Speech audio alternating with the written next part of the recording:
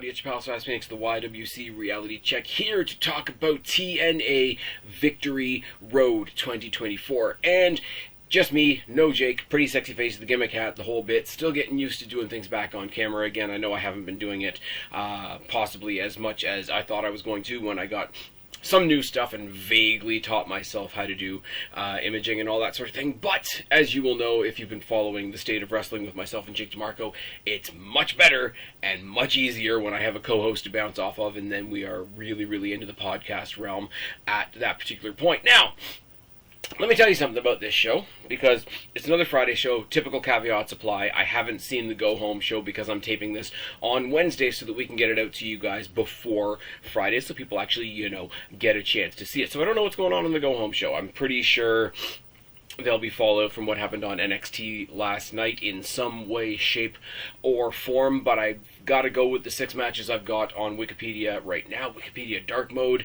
keeping me alive and running and making it not look too much like I've got every light in the world blaring at me, because that is the downside to having to use a light but also wearing glasses, because nobody recognizes me without glasses. That's another fun thing for another time. Something I want to say about this: really not a fan of the Friday shows, if you guys haven't picked up on that. I'm doing the double live tweet thing on Friday, because I'm going to be not only watching this, I'm also going to be watching the USA Network debut of Friday Night SmackDown. Probably more so on this. This is the pay-per-view. This is where stuff's more likely to happen as far as results and events and whatever, whereas there's probably going to be just a lot of typical storytelling stuff on SmackDown, which is also good. We're going to get a nice cage match, and I'm sure there won't be any needles involved.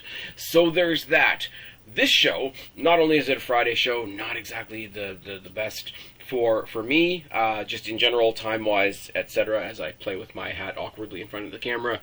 But also, other than one match that was added today that I'm super excited about, and I'm glad I got the memo before I came to talk to you guys, this is an entire pay-per-view full of rematches. And if I told you that I was this jazzed about a pay-per-view that it was entirely made up of rematches, I wouldn't believe myself, let alone you guys. But it's really, really true. A lot of it's coming off of the last pay-per-view. A lot of it's coming off of NXT TNA crossover. If you haven't figured out that I like the NXT TNA crossover, you clearly haven't been paying attention to me or Jake. And I mean, I get you not paying attention to me, but pay attention to Jake. Jake's a good guy. Go follow him on X at Countdown Ended. Eventually, he'll be able to answer you. Shout out to our good buddy Jake. But speaking of NXT TNA crossover, kind of, because I kind of predict that it's going to happen at some point in the match, we're getting a rematch for the X Division Championship with Zachary Wentz and Mike Bailey. Now, do I love seeing everything going on with Zachary Wentz right now? Do I think it's vindication? Do I think it's a little bit of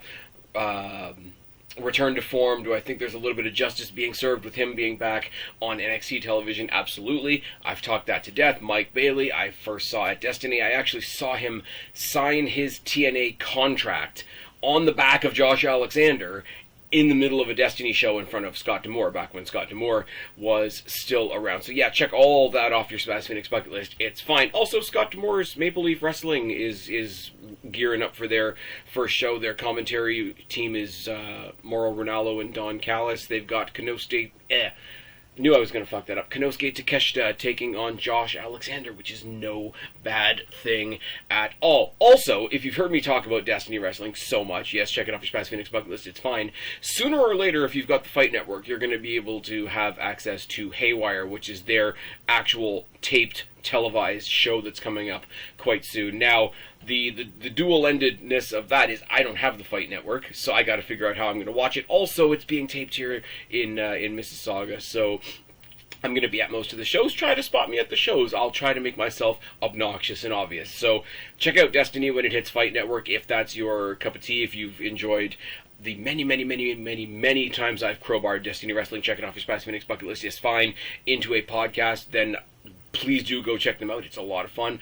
Also, I'm really interested in this Maple Leaf Pro that Scott D'Amore is putting into action. And if your first match is Konosuke Takeshita versus Josh Alexander, it's not going to be any kind of bad thing, is it? Now, Mike Bailey, awesome. awesome X Division champion. Got to lose it without losing it. Ultimate X, I should say, is a lot like a ladder match, where if you want to keep your champion strong, but you want to crown a new champion, you do it in a multi-person match. You do it in a ladder match. You do it with a match with no pins involved.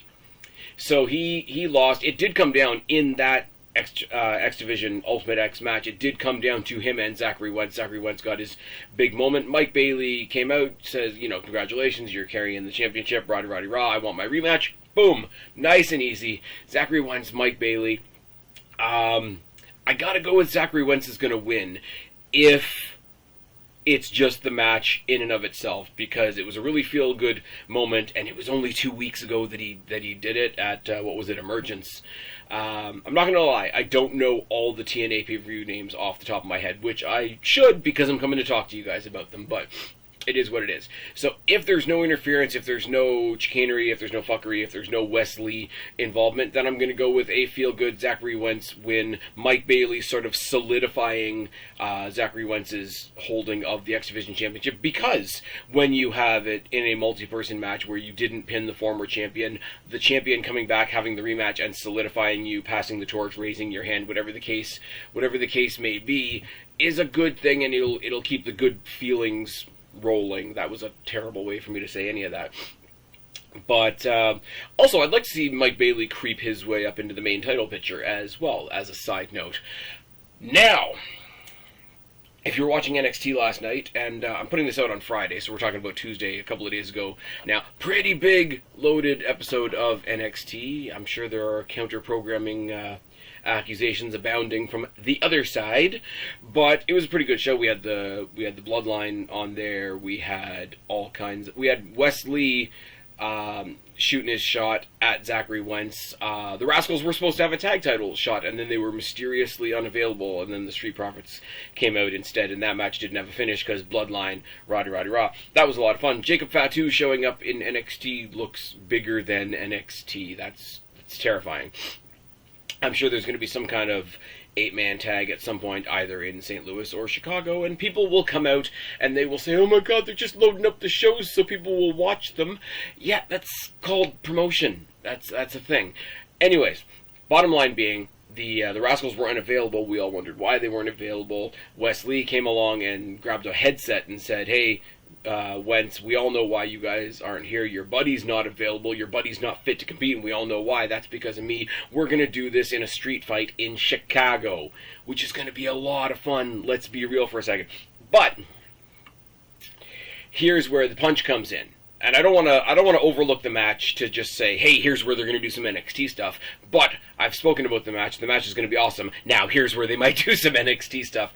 If Wes Lee gets involved and costs Zachary Wentz the X Division Championship, and it just goes back on Mike Bailey, kind of doesn't work on any level, because Mike Bailey grabbing the title for what I believe will be a third time is sort of just returning back to default settings a little bit, and as I said, I want Mike Bailey to get up into the main title picture sooner rather than later. Also, it takes the X Division Championship out of the NXTNA conversation. It removes all possibility of that Chicago street fight eventually being advertised as being for the X Division Championship. Now, they've broken the mold. They've broken the seal on this. Jordynne Grace came a couple of nights ago and actually defended her TNA Knockouts Championship in a match on NXT.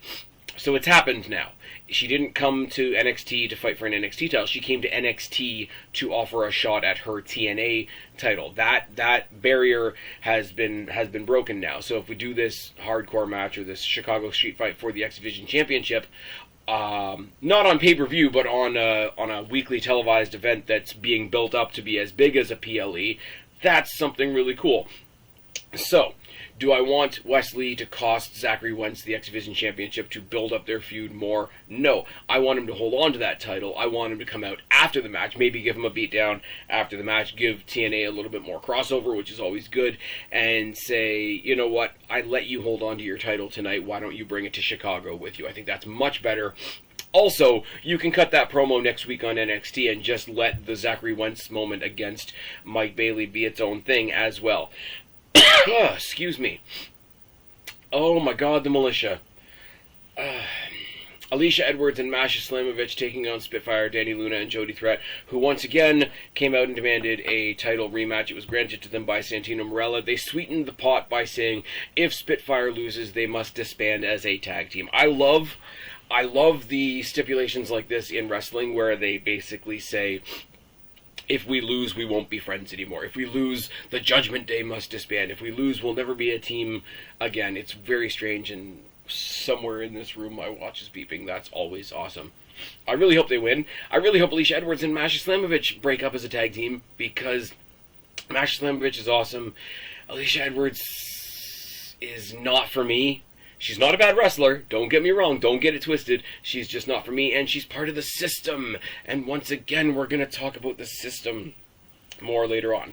Now, as I said a while ago, I owe a big apology to, I don't know who, whether it's to TNA or to Killer Kelly or whoever. I've been saying up here for a while, why is she with Alicia Edwards? Why isn't Masha Slamovich with Killer Kelly? They made a really good team. What the hell's going on? Turns out she's having a kid, so that's all awesome. All good, warm, family-building vibes for her, and hope when she comes back, if she comes back, when she's ready, all those caveats, that they can get MK Ultra back together, because they were a really good team, and them versus Spitfire is kind of what I want to see. For obvious reasons, for all the reasons I've just listed, I hope Spitfire wins, because they work as a team, even though the same arguments that I have for Militia can apply to Spitfire as well, because Jody Threat is Jody Threat, and Danny Luna is actually part of Subculture, who I saw wrestle at Destiny not too long ago against the cool kids of Destiny. Check it off your Spaz Phoenix bucket list, it's fine. Fuerza, Vaughn Vertigo, and Alexia Nicole are fucking awesome. Go check out all of them if you've got 5 minutes. Spitfire for the win, obviously. Alicia Edwards can go back to being the obnoxious mouthpiece of the system, and Masha Slamovich maybe goes and gets some singles gold or does some more Bloodsport stuff, because that was pretty cool as well. Oh, we get to talk about the system some more, because Brian Myers and Eddie Edwards, as part of the system reboot, gag me with a spoon, are going once again against ABC, Ace Austin, Chris Bay for the TNA World Tag Team Championships. I like Ace Austin and Chris Bay. When we get a proper gigantic crossover between TNA and NXT in a proper, big-time PLE event, I would love to see the ABC versus Frazier and Axiom. I really would. I think it would be a lot of fun. Ace and Bay got to keep it here. The system needs a reboot. The system needs to be shut down. Again, all the typical caveats. Eddie Edwards is great. Brian Myers is a good... Again, much like Alicia Edwards, Brian Myers, not particularly for me. The third guy in the Edgeheads is basically it. Now that, what's his name? Not Zack Ryder, Matt Cardona, now that he's back, it's like you're the Janetti. It's not great. Great wrestler, as I say, probably has a lot to offer to people behind the scenes, so I'll give him that. Eddie Edwards is always fantastic. I miss his old Eddie Edwards music, if that means anything to anybody. Alicia Edwards... It is what it is. Depending on where this falls on the show, I could see Danny Luna or Jody Threat coming out to fuck with Alicia Edwards to distract the system so that the system doesn't get to reboot, so that the ABC, who are probably the coolest team in TNA that I can think of, can hold on to those titles. Or maybe we bring in somebody new, somebody comes across, I don't know, I can't think of any tag teams off the top of my head, which is really a bad thing. But, anyways, Joe Hendry, Josh Alexander, we know where this comes from. It comes from the world title 6-man that happened at Slammiversary. Josh Alexander turned. Josh Alexander's been doing pretty cool as a heel. Turned on everybody by kicking Joe Hendry in the dick. It's pretty simple. Joe Hendry just recently tried and kind of got screwed out of the NXT title, so he's back on the warpath going towards the World Heavyweight Championship. Now, does this depend on who becomes the champion by the end of the night? Probably, but you can do babyface versus babyface as well. Hell, we're doing it in the first match. Joe Hendry, Josh Alexander. I mean, Joe Hendry's got charisma for Jays. Josh Alexander, it's really hard to have a bad match with Josh Alexander, isn't it? It's funny for me because, as I say, and I'm not going to do the Destiny thing into the ground because I want to say this in a more serious tone. Destiny is really the only place I go outside of like well-known televised. I've been to TNA shows, I've been to WWE shows.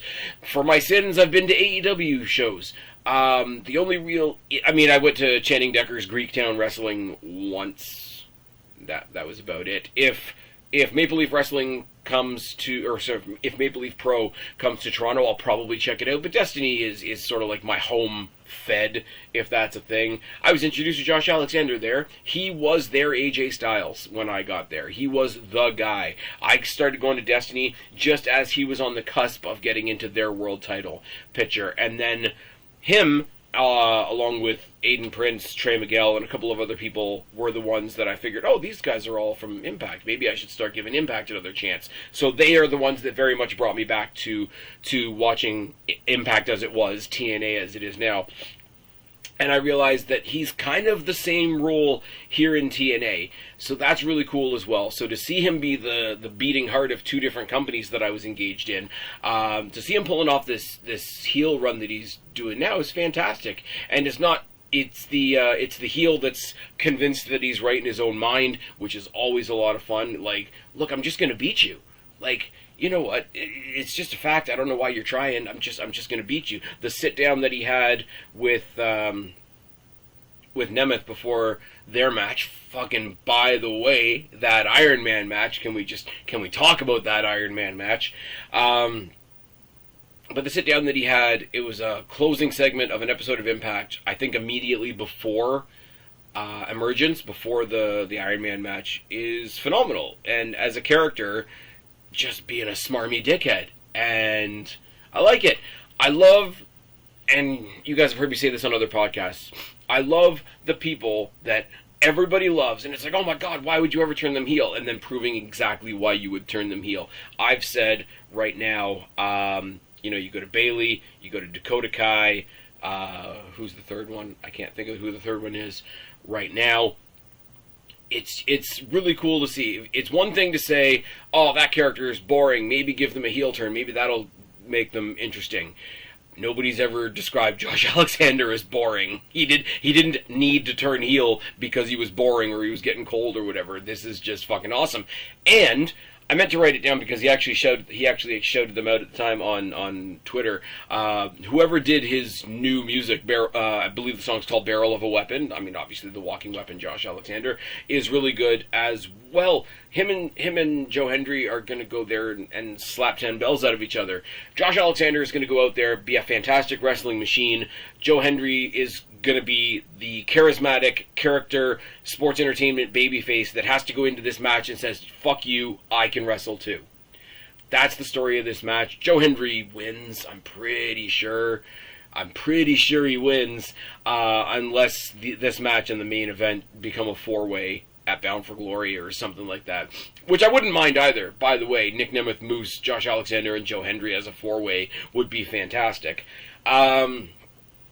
But yeah, I'm gonna go with Joe Hendry. It feels good, it feels right, and he's got to have a bounce back, because if he goes for the NXT, this is so specific for people that are watching both shows and equally invested in both shows as I am. But to see him go for one world title and fall short, and go for the other world title and fall short again. People love Joe Hendry, but they're gonna turn on the booking. They're gonna hijack the show. They're gonna do something like that soon.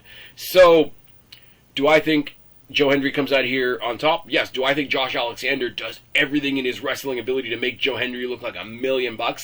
Absolutely. I've gotten to see him do it multiple times in the front row at the Don Koloff. Yes, check it off your Spaz Phoenix bucket list. It's fine. Am I a fan of Josh Alexander? Yes, I'm a fan of Josh Alexander. Joe Hendry's kicking ass as well, and I like everything he does. And NXT, they're just trying to steal him, and it's like, well, he's already there doing stuff. Whatever, it is what it is. Speaking of people that NXT is apparently trying to steal because it's WWE and they're so devious, Jordan Grace is taking on Wendy Chu. This match is going to be fun as shit. Last week on TNA, there was a blackout after Carmen Petrovic answered Jordan Grace's open challenge. There was a lights out. Jordan Grace was laid out. There was a pillow in the middle of the ring. There was Rosemary watching from the balcony, laughing her ass off. And then they attacked her together on NXT this week as she had another open challenge, the inaugural TNA Knockout Open Challenge on NXT, that I thought was going to be answered by Wendy Chu. I thought it was going to be simple as that, one and done, but it wasn't. It was a happy surprise, actually. Sol Ruca is lighting things up. As somebody who's not yet carrying a title in NXT, Sol Ruca is probably the best woman on their roster right now. I'm not including Julia. Fuck off with that shit. That's another conversation for another day. People being weird to Julia because she decided to sign with WWE. That's not toxic or tribal in the slightest. But I mean, as far as the up-and-comers in NXT, probably the best one there, not with a title around her waist, is Sol Ruca. Sol Ruca versus Jordan Grace was a phenomenal match. And it ended up with Wendy Chu and Rosemary after a pretty wicked video package of the pair of them beforehand, taking out Jordan Grace, choking her out, etc. Jordan Grace went on social media. Like I say, I wasn't aware of this until today. Challenged Wendy Chu to a pay-per-view title defense at Victory Road. Is Wendy Chu going to win the title? No, of course she's not going to win the title. I don't think that's the point. I think there's more crossover. It's going to be a fun match. Somebody said on Twitter, when I reposted it, they responded with the jaw-dropped emoji. And I said, I'll be honest, right? I'm not dropping my jaw over this match because they've been hinting at it. They've been building to it. And I don't think that this, with respect to Wendy Chu, who I love as a character, to Jordan Grace, who, if you can't tell by now, I'm a huge fan of what Jordan Grace does in the ring. You haven't been paying attention. With all due respect to both of them, I'm not dropping my jaw over, oh my god, this is going to be 5 stars in the Tokyo Dome, brother, etc., etc., etc. It's the spooky stuff that I like, the pairing with Rosemary that I like. Take this weird character, put it over here. What does that look like? And also, it is kind of a, what the hell does that match look like type of idea.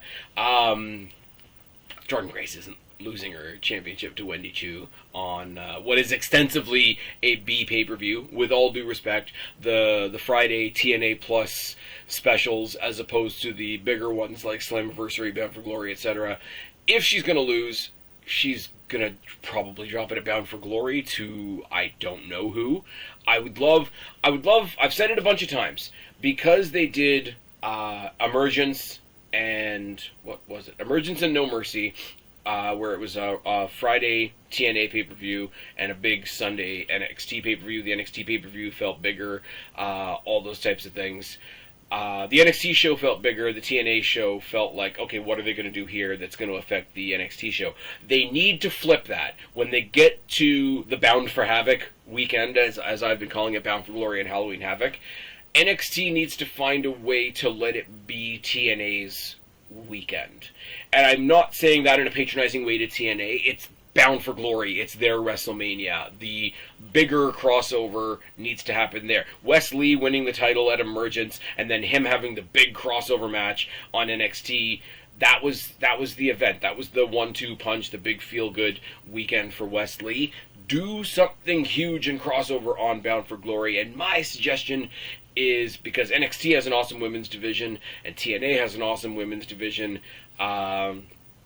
throw Jordan Grace, Masha Slamovich, Dani Luna, Jody Threat, Roxanne Perez, Julia, throw them all in either a massive like women's elimination match, or NXT versus TNA in a women's Ultimate X would be fucking amazing. As I've alluded to before, Jordan Grace has openly said she wants to see Ultimate X at WrestleMania. Would I love to see that? Yes, obviously. Ultimate X is a concept that deserves a stadium. Realistically, right now, as a first move, Bound for Glory, TNA's WrestleMania, for lack of a better term, get a big NXT TNA women's crossover Ultimate X. That would be a lot of fun. It really, really would. Jordan Grace, Wendy Chu, I'm sure everybody else is going to be involved at some point. We all know that next week on NXT, it's going to be Rosemary and Wendy Chu taking on Tatum Paxley and the returning Lyra Valkyria, which is also going to be a lot of fun. What is the TNA crossover going to, probably in the women's division? Let's be real for a second. Probably Jordan Grace and a few other. Jordan Grace showed up with friends, something like that. Let me know down in the box below, or hit me up on X at Spaz Phoenix. What do you think the TNA involvement is going to be on the October 1st CW debut in Chicago? Jordan Grace versus CM Punk. Why the fuck not? I would laugh a lot. The main event is the main event, and the main event is kind of a cool story that I've touched on before as well. Nick Nemeth, Dolph Ziggler, whatever you want to call him, getting his flowers in TNA after he didn't quite get his flowers in WWE as much as somebody like me would have wanted is fucking phenomenal. Walking in on his first night, as you would, being somebody with the name value and respect that he has, walking right up to Moose, right up to the champion, saying, you know what, I'm going to get there the right way, but I'm coming for you, and I'm taking that. Statement of intent, right? Tried, failed, dealt with the system. You know, they did some stuff with his brother. I don't know whether his brother is independent and just there to do stuff with him, or whether he's signed with TNA as well. That's really none of my business, to be quite honest with you, but I don't know how it actually ties in. The fact that he went to the six-man, where they had other stuff going on, where you had the heel turn of Josh Alexander, where you had a lot of people that wanted Joe Hendry to win that night, and he won not by pinning Moose, and so now he's struggling with this, I'm the champion, but I didn't beat the champion, so I have to solidify it to myself, I have to solidify it to the fans, I have to make this legitimate and all that kind of thing. Him coming at it with that attitude is way more impactful than Moose just saying, well, no, fuck you, you didn't pin me, I want my title back. For it to be put out there by Dolph rather than just... for it to be put out by Dolph, I should say Nick Nemeth, the babyface, to say, yeah, I'm about 95% champion. The other 5% is I didn't pin the former champion. Let's rectify that. Way, way, way more impactful than Moose just coming out and saying, it's wrestling, I get a rematch, even though that drives most things. I mean, it's going to be the match that we initially wanted when he first came into the company, and was at it Hard to Kill, I believe. Hard to Kill was their first pay-per-view back as TNA, so the statement of TNA in their first show being TNA again was, we have Nick Nemeth, he's going to be our guy for a bit. This is how I'm reading it anyway. I'm not making any grand proclamations on behalf of TNA, but that's how it came across to me.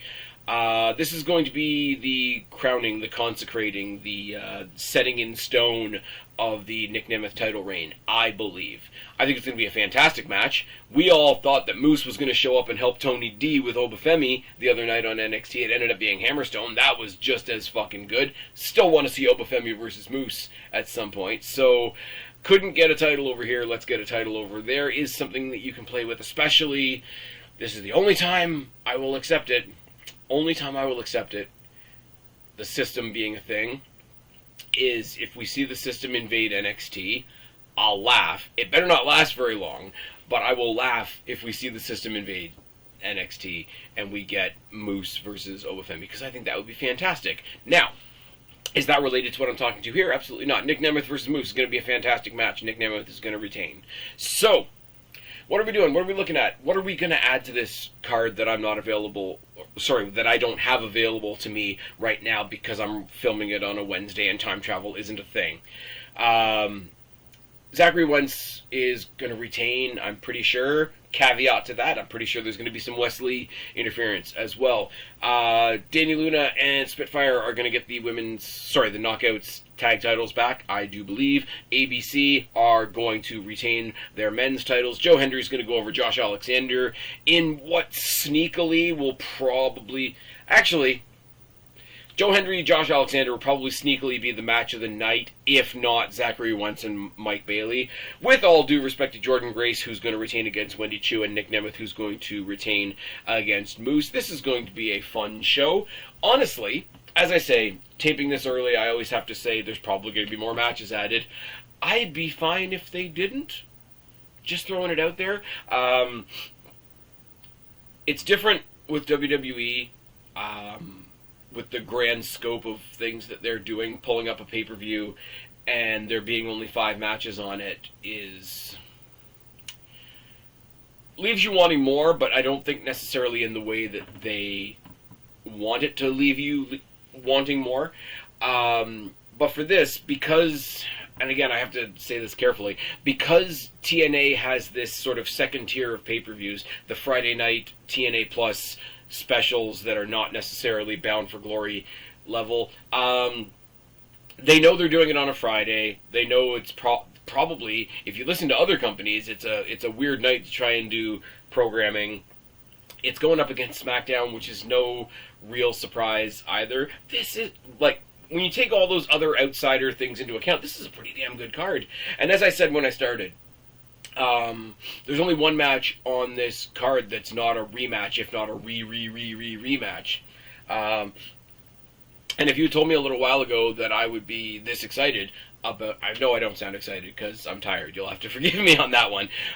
If I was to tell you like 6 months ago that I would be this excited about a card virtually all made out of rematches, I would have told you were crazy. But TNA is rocking on all cylinders. The NXT stuff is helping. Just like NXT is rocking on all cylinders, and TNA is helping with that as well. It is a mutual thing. It might not be 50-50, as a lot of people are pointing out, but it is mutually beneficial. TNA has been a huge help to NXT, as much as I think NXT, from an exposure, from a crossover, from a, hey, let's just check it out over here, let's check it out over there point of view, I continue to say that this is an awesome thing. I continue to enjoy it. I continue to speculate as to what crossovers are going to happen where. Jordan Grace is involved with Wendy Chu and Rosemary, which could very well mean that her backup on the night is Tatum Paxley and Lyra Valkyria, which would, in theory, be the first WWE main roster crossover with TNA, unless I'm forgetting something. Somebody put it down in the box below. What other matches do you think are... by the time this goes out, it's going to be Friday, we're going to know. But what other matches do you want to see added to this card? What other people from NXT do you want to see show up? What other people from TNA are you hoping are going to go the other way as we head towards Bound for Glory and Halloween Havoc, or Bound for Havoc, as I'm calling it, because I'm cheesy and corny like that. Sorry for the lack of energy. Bit of a tiring day, but I did want to come up and talk to you guys about this show, and I will be back hopefully tomorrow with this week's installment of The State of Wrestling with Jake DeMarco. We've got some behind the scenes stuff to talk about. We're going to talk about the huge NXT that we just saw, the big 2-hour Raw announcement, as well as something I'm hoping to hit on. So just me. Pretty sexy face, Gimmick Hat. I've been Spaz, your YWC reality check. Subscribe up there, talk down there, start a conversation, keep all these conversations going. Don't be a stranger. I will talk to each and every last one of you later, but for right now, I am tagging out.